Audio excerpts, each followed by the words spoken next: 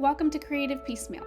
I'm Tammy Takeishi, a board-certified music therapist. Join me each week as a new guest from across the fine and creative arts spheres shares struggles, triumphs, laughs, words of wisdom, and more in authentic, thought-provoking, and inspiring interviews. Hello and welcome to Creative Piecemeal. I'm Tammy Takeishi. Today I am with author Shirley Russak Wachtel. Her latest book, The Baker of Lost Memories, is out this spring, and Wachtel explains, as a daughter of Holocaust survivors, I've heard many tales of loss, trauma, and heroism, and these stories inspire me not only in the way I live my life, but also in the topics I take on as a writer. In The Baker of Lost Memories, I turn to the story of a child of someone in my generation, the second generation, who carries her parents' trauma throughout her life, the experiences of our parents, and the resounding effects on the next generation of what make the story compelling. I would actually love to start about how you got to be an author, but at some point during this interview, I'd love to talk about the impact of generational trauma and how it actually seeps through generation to generation, literally in our DNA. I mean, there's science behind it, and it is so fascinating. So I'm really glad that you recognize it and are bringing it to the forefront of your writing. But again, to backtrack, how did you decide to become a writer and an author? Well, I think I'm going to answer that question that you said we could wait for at the beginning, because that has really, my parents' experiences have everything to do with my becoming a writer. I mean, obviously, I've always loved to write. I've never been a good math student, but writing has been my thing. And I'm going to give you a little bit of background about my parents' experiences, because they, as you mentioned, their experiences are such a part of who I am. And my need to put our voices, including their voices, out there in all their generation. And I think nowadays it's more important living in the society that we have, and where I'm seeing, unfortunately, history start to repeat itself. I think it's important that we do hear those voices. So a little bit about my parents. My parents, both from Poland. My mother was one of 8 children. She, as a young woman, she was in her 20s when the Nazis invaded Poland. And she was actually the first in her family to be taken. She was literally taken off the streets in Dąbrowa, Poland, right in front of her mother's eyes. And she was thrown into a car with some other girls. And she was sent to a work camp in Greenberg. And in Greenberg, she had a woman, she was a Catholic woman who was a guard. And my mother, she really taught my mother how to sew. And that, saying that she could do that really saved her life. So she took my mother as her daughter. My mother never knew the reason for this. She just said, "Here you will be my daughter." And that through that very action, she saved her life. And she actually had some pictures on her, some photographs. I learned this many years later, which he had the woman hold. Her name was Gisela, and she held it for her through the years that she was sewing the Nazi uniforms. They did do the kind of, you've heard of the death marches through the forest, and at the end of which, thankfully, my mother survived it, and she went on to Bergen-Belsen, where she discovered her sister-in-law. Bergen-Belsen, you may know, is the camp where Anne Frank perished. So the war finally ended. And at the end of it, she discovered that she had one older brother, my aunt's husband, and who survived. Unfortunately, their 2 little girls did not. Children, of course, had no chance. And she had a younger brother, her brother Kalman or Carl, who survived. All her sisters, her parents, everyone else gone. And yet you could say she was more fortunate than some others, like my father, who was the only survivor in his family of 5. He was a young man, working in his father's grocery store. His father passed away before the war, but his brothers and sisters didn't make it. His mother didn't make it. But prior to that, he was in the Lodge Ghetto. And that's actually the setting for The Baker of Lost Memories, that and Brooklyn. And my father, I discovered when I was a little girl, I didn't really understand it, was a hero. He was a runner in the black market. And in fact, Joseph is a runner in the black market. And he saved many people's lives by getting them what they needed to live, and at great risk to his own life. He would run on the trains and so forth. And at the end of the war, he heard a sister was alive. She was in a hospital in Paris with food poisoning. Unfortunately, she had passed away just before he got there. Another little story, kind of ironic. He went back to his old home after the war, looking for one picture, one memento. I had pictures from my mother's family, but not from my father's. And he did find one picture, and it was of himself. So consequently, I have nothing, no pictures, and unfortunately, no memories. I never knew my grandparents. I never knew these aunts and uncles. So America for them was their salvation, like so many immigrants. And they built a life here. My father owned business after business, and my brother and I felt very protected, perhaps even overprotected, because my parents knew the world could fall apart at any day. But also, I think we felt a responsibility to make our lives meaningful, because our parents had gone through so much, had survived so much, that we couldn't be wasteful, I think, in our endeavors. And of course, with that sense of obligation, we have children of our own, and, now grandchildren. And my brother has devoted himself to helping the world. He's a judge now. And I decided that my path would be through writing. So that's what inspired me to become a writer. As a young child, I remember I was 10 years old. I wrote my first book. I don't know if you know of the Nancy Drew books. I used to read those as a kid, and I loved them.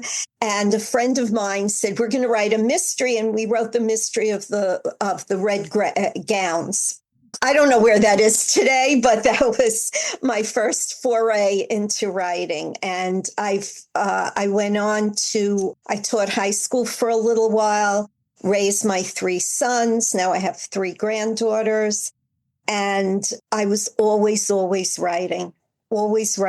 Not all my books deal with the Holocaust, but they are all, I would say, character-driven books. Those are the stories that I like to tell. So I know I gave a lengthy answer to your question, but that's what's really behind it.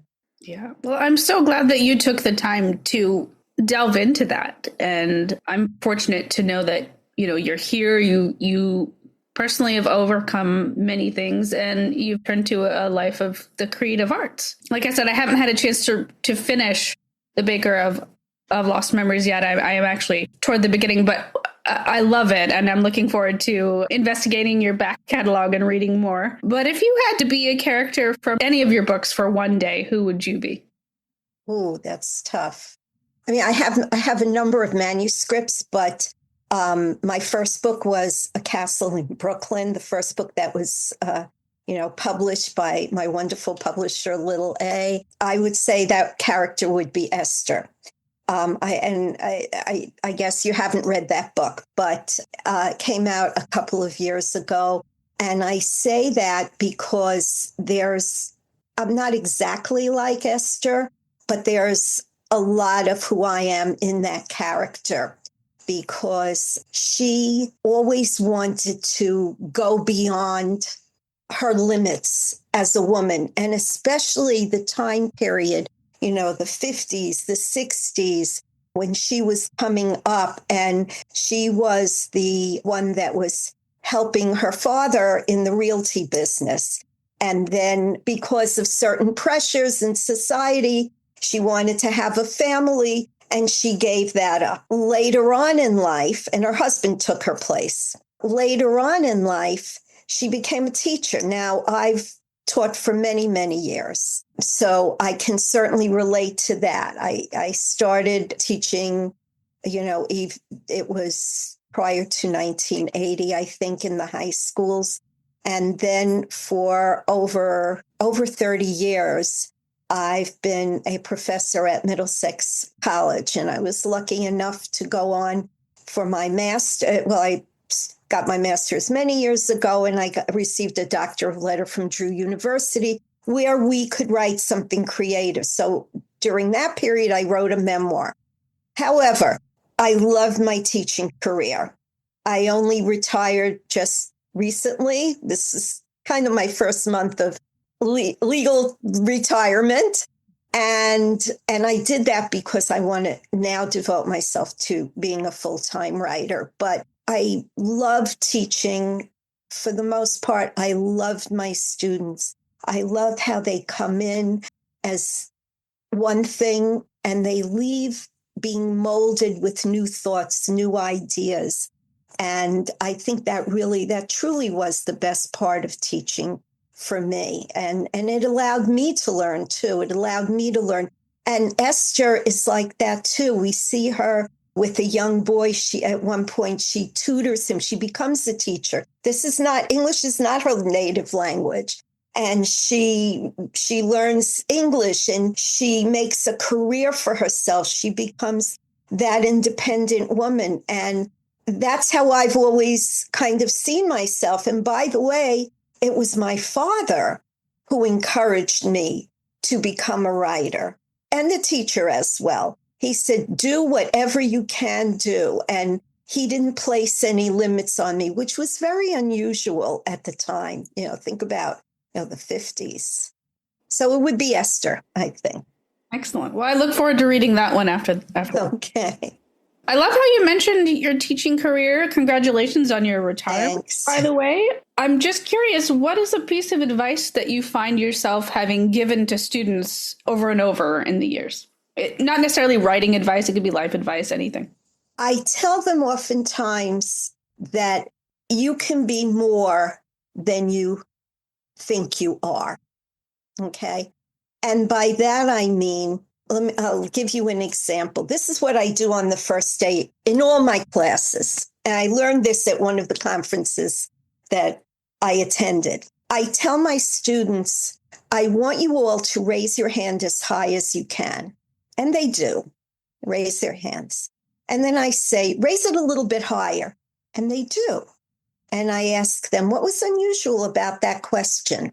And the point of it is that almost everyone raised their hands higher the next time. You can do better than you think you can. If you come into this class saying, English is not my thing, I'm not really, I hate reading, I hate to write, I'm not very good at it, I'll come out with a C. If you come into the room with that attitude, I can guarantee you're going to fail the class. But if you come into it saying, I'm going to get the A, or I'm going to get the B plus, you're probably not going to get lower than a B because you know what it is, what you have to do to get an A in this class. I'm not sure what you have to do to get a failing grade, to get a C, if that's what you're aiming for. Do you not take the final? Do you not do all the homework assignments? I don't know, but you know how you can get the A. And I think that's my best advice to my students.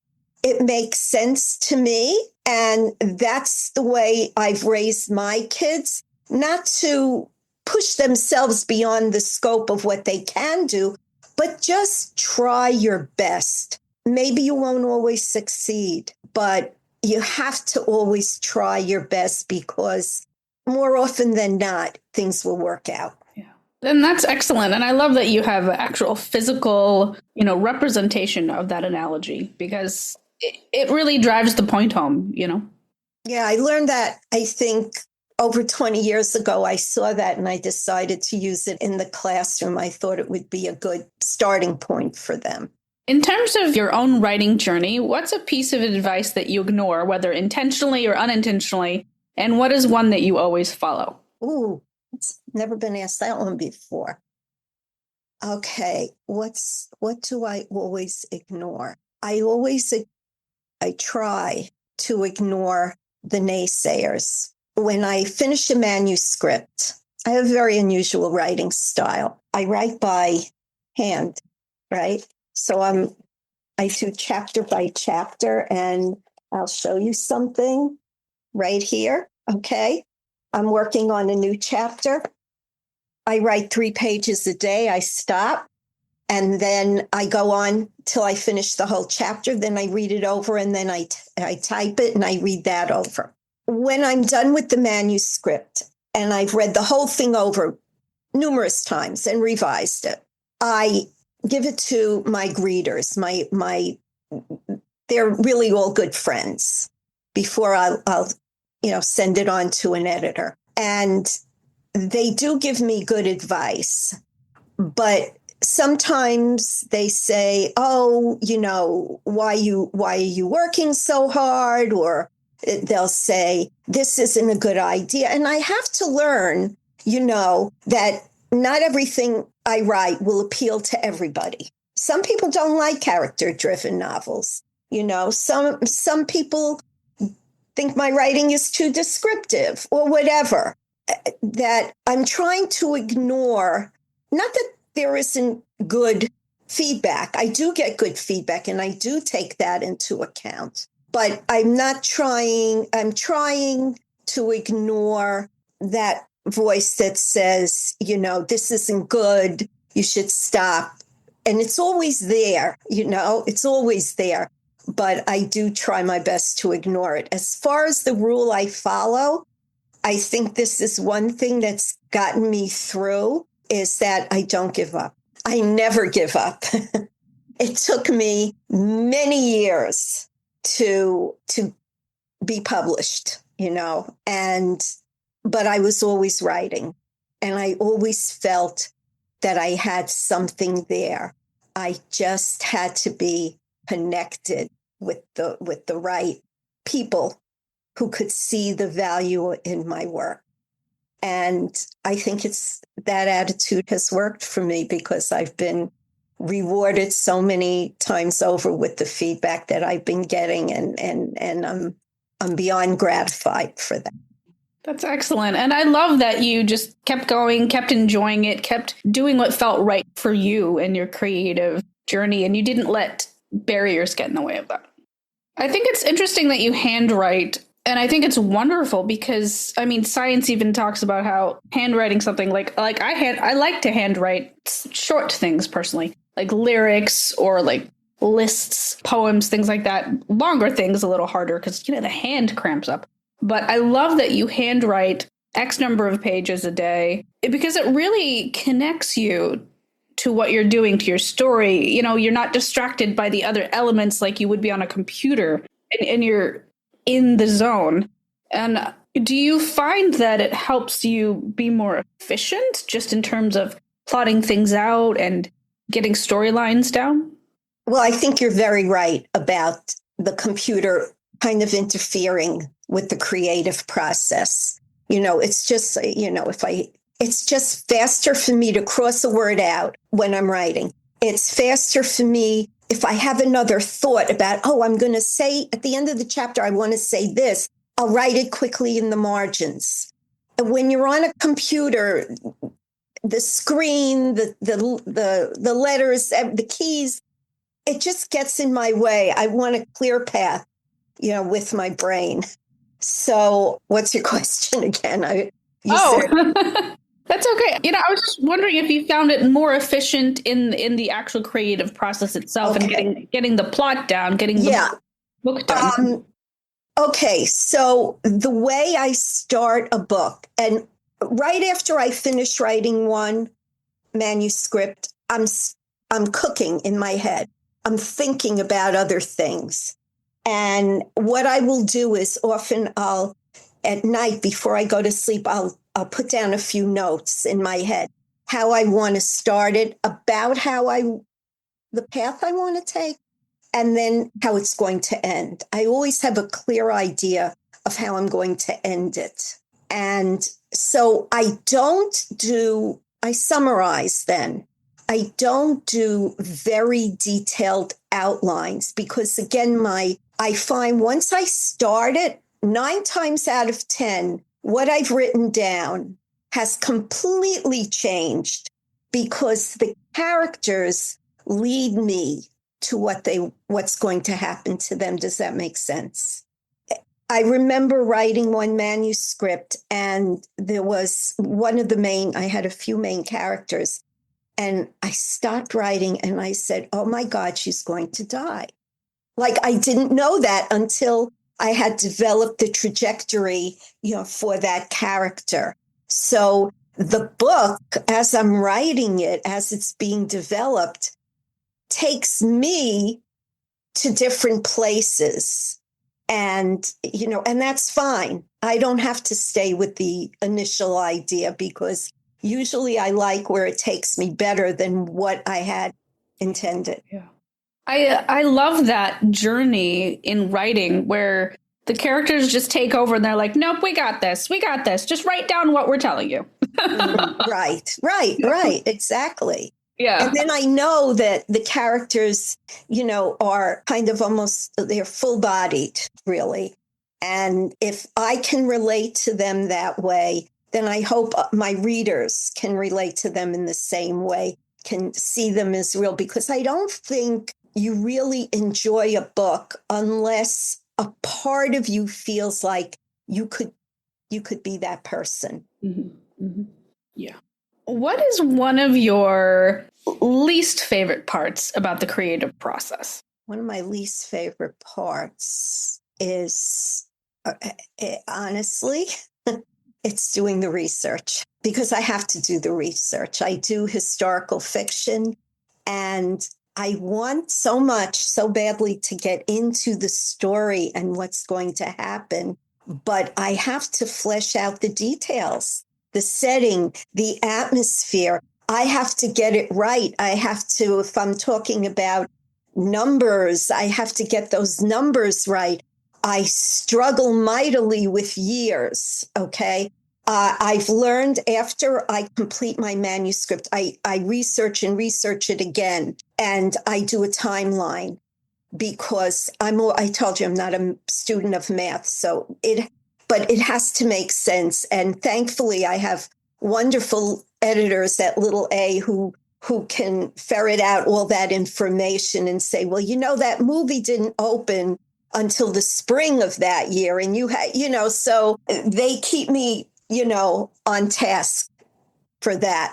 But yeah, I mean, I like finding out the information, true. And I had to do that as a student, all the years I was a student, but I always want to get back quickly to the story. So that's my least favorite part.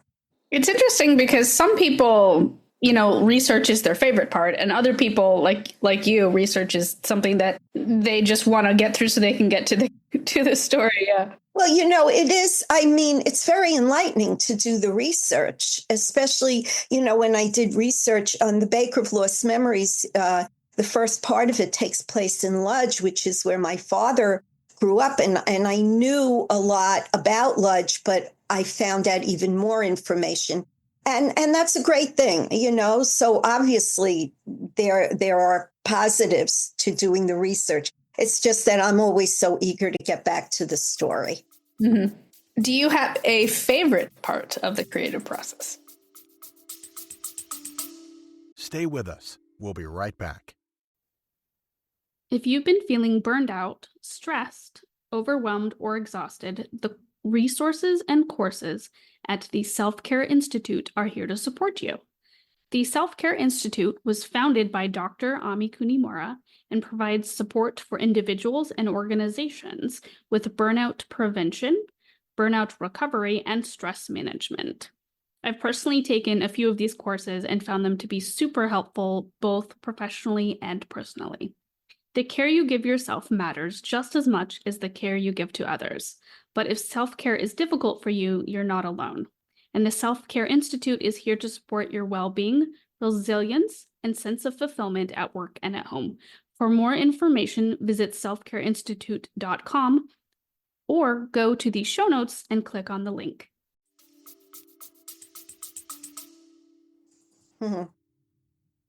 Yeah. When I'm getting towards the end and I can see the resolution in sight, and I know I can kind of put that stamp on it and fly with the ending. I think that for me, it's tough. Like when you write anything, even if you're writing a paper for school, I would tell my students, you always start with a blank page. Okay. And that's tough. I mean, we all start in the same way, but what do I put on that page? How do I get started? It's always the toughest part. But by the time I'm at the ending, and I've known the ending for so long, and just getting to write it and shape it the way I want it to be, for me, that's the most exhilarating part of the writing process. It's definitely fun to see that finish line, that home stretch, and be like, I'm almost there, Mm-hmm. Yeah. Sometimes for me, this does not happen often. Sometimes I've actually thought of the ending well before I get there, and then I feel like I'm racing to catch up and write to get to the ending. Yes. And other times I'm writing, and I have no idea where the ending is, what it's going to look like, when I'm going to get there. It's like a never-ending road. And, I'm sure you know that when you finish a novel, it is those novels whose endings stay with you that make you feel most fulfilled as a reader. Like you close the book and you go, wow, like I recently read Mitch Albom's The Little Liar, and that was one such book that did that for me. But there are so many others, and those are the books that I remember. Do you have a favorite author or favorite book that you come back to time and again, whether it's just to unwind or inspire you or anything? Oh, I have a few favorite authors. Well, as a child, my longtime favorite book has been Jane Eyre by Charlotte Bronte, because I could so relate to her. Not that my life was anything like hers, the character of Jane, but because she was a solitary person, and she had such thoughts about the world and her situation, and she always tried to make the best of it. And it's a book that has mystery and drama and great character development. So Jane Eyre, Amy Tan, The Joy Luck Club, one of my very favorite books. In fact, I taught that book in the classroom because I only try to teach books that I love. And again, it's about the mother-daughter relationship. And that's something that I explore a great deal in my own writing. And because I was very, very close to my mother, and she was, as many mothers are, she was my biggest fan. And it was interesting to learn about the different relationships, mother-daughter relationships in that book. Gail Tsukiyama, I don't know if you've read this book, The Street of a Thousand Blossoms, takes place in World War II. And it's also a story of families in Japan and their relationships. And that one really got to me. And more recently, and I just went to see her speak, Linda Cohen-Loigman, her book, she wrote The Love Elixir of Agatha Stern, I think it is. That's her latest, but the book that I love the most is The Two-Family House. And it's about two sisters and their families. One lives on the top level, one lives on the bottom level in the 1950s. And again, just such memorable books. And I know there are more books, but those are the ones that come to mind. Without giving away spoilers, what was a scene in your latest book that's coming out, Baker of Lost Memories, that you found to be particularly challenging to write for whatever reason? Ooh, I have one that's the most telling scene. It wasn't my most challenging to write. I'll first tell you about the one that was most challenging, and then if you don't mind, I'll tell you about. Of course. As much as you want to share, yeah. Okay. The most challenging for me, the toughest for me is the scene. There is a scene between, you're a long way from getting there. There's a scene between Lena and her young husband, Luke, and he lays hands on her. And those brutal scenes are difficult for me because they're so far removed from my world, thank God, in any of my experiences. So I have to kind of imagine how she would feel and what action she would take. And just writing that scene and the aftermath of that scene is always, those brutal kinds of scenes are always very difficult and challenging for me to write. The one that's most telling in the book that I have written about this scene actually is at the beginning of our conversation, you talked about the feelings of the second generation. In my first novel, A Castle in Brooklyn, I explored the generation that came here, that survived, the survivors of the Holocaust, and how they built a life here, but could never escape the traumas. And as you mentioned, it is not only they, and of course, I could never compare any portion of my life to what my parents went through, but we still, the children of that generation are the recipients in some ways of those traumatic experiences. And as you said, even science has shown that to be true. This is the generation I explore in the Baker of Lost Memories. This is the story of Lena, whose parents suffered an immeasurable tragedy. And because of that, the way in which she was raised was not quite the way an average child might have been raised. Being an only child, having to put down those feelings of never being good enough. So there is a scene here where she tries to replicate as a girl, as a young girl. She comes home and she replicates a honey cake that her parents used to make in the bakery. And it was a honey cake her elder sister made also. And her mother does not have a good reaction to it. And again, she goes quietly to bed, tosses out the cake before she does. And those feelings are stirred up again that she's never good enough. And that feeling stays with her. And the only one that can kind of alleviate that pain that she's feeling of not being good enough is her friend Pearl. And so, again, you haven't read it all, and I know your listeners many have not read it, but that takes us into a whole new direction. But that's the impetus for Lena, the feeling that she's not good enough, that she has to make up something for her parents' suffering. I mentioned that in my life, I've been propelled by this notion, and my brother has. And in many ways, my children have gone into fields. My eldest son is working in an international venue, and my middle son is working. He's in the sports venue, but he's making a contribution. And my youngest son writes screenplays, and he's won an Oscar actually for that. Too, but that's another story. This drive to succeed. In the book, The Baker of Lost Memories, we see she has that drive, but it doesn't have a positive path or trajectory that she's taking. because of that feeling that she has inside. Shirley, I appreciate you sharing so much of your life and your work. I've got one more question before I go, and that is, in your own words, what does living a creative life mean to you?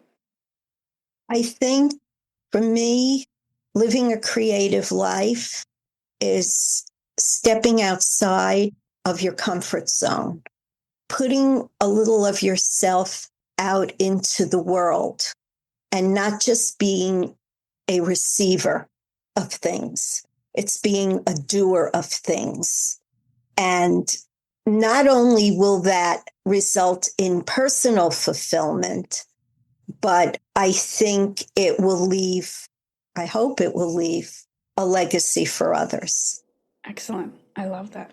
Shirley, thank you so much for being on the show. Listeners, please check the show notes for links on where to purchase her books. The latest one, The Baker of Lost Memories, out this spring. And as always, thank you for listening and supporting and helping out creatives all over the world. Thanks for listening to Creative Piecemeal.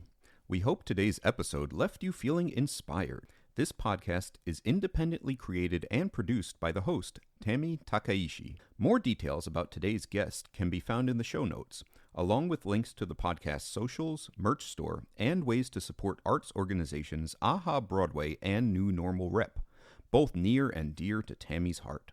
Don't forget to visit creativepiecemeal.com, the official podcast website, where you can leave fan mail, write a review, explore Tami's blog, and discover the growing collection of episodes. Special thanks to our audio engineer, Alex Rapetti. Additional narration by Dante Jace. Let's keep celebrating creativity in all its forms.